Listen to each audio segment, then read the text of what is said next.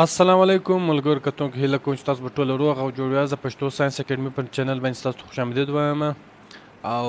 نن چې کوم زموږ ټاپک دی هغه پر ویل پاور باندې به موږ خبره وکړو چې دا ویل پاور باید څه ښیي ده. ویل پاور اصلي کې د دې یو اسان مثال به زه در وښیم. مثال د دې وشاته یو ډېر هیسټوریکل یو ډېر ښه واقع تېره سوی دی چې د هغه څه به تاسو ته معلوم سي چې دا ویل پاور څه شي.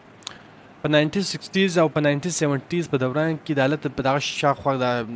دلته یو اکسپریمنټ وسو، دې ته موږ وایو مارشمیلو افیکټ، چې څو کشنیان وله یو تقریبا 10 کشنیان یې وله چې هغه کښېنول او هغو ته یې څه خواږه شیان په پلیټ کې ورکړله، ټیک دی، او دا یې په یو کمره کې کښېنوله او چې کوم کیمرې چې کوم سیسټم هلته ورته برابر کړي. نو هغه کشنیانو ته یې دا خبره وکړله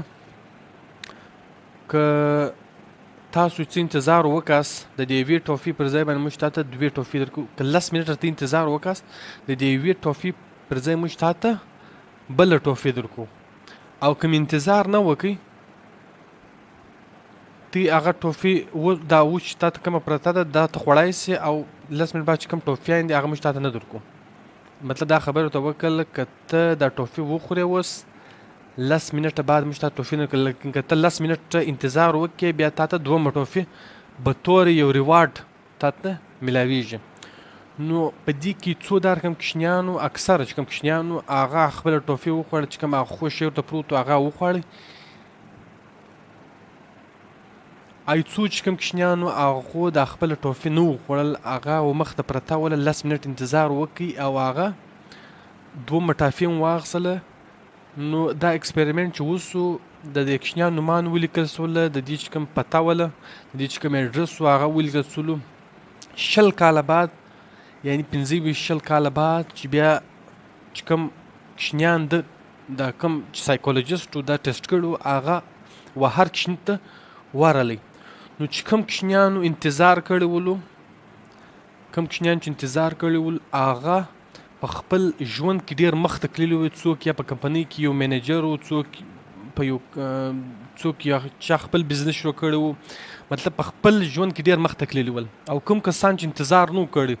هغه دغه چې نه و کړی صبر چې نه و کړی هغه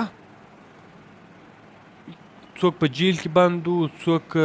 چا دغه چا په یو هوټل کې بې صفایي کوله، مطلب چې لوور چې کوم جاب دي لوور چې کوم دغه دي پر هغه باندې ګرده اخته سوي وله. نو دې ته بیا وویل سول چې دا مارشمیلو افیکټ. په دغه باندې ویل پاور چې دی ویل پاور ډېر ضروري دی.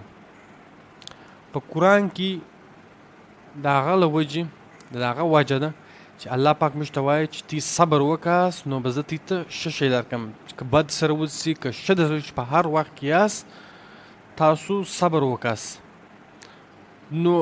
صبر یو ډېر غټ شی دی. د دې څه موږ ته دا معلوم چې د انسان چې کوم ژوند دی د انسان د ژوند چې کوم طریقې ده هغه د مینلی د صبر پر بنیاد ده.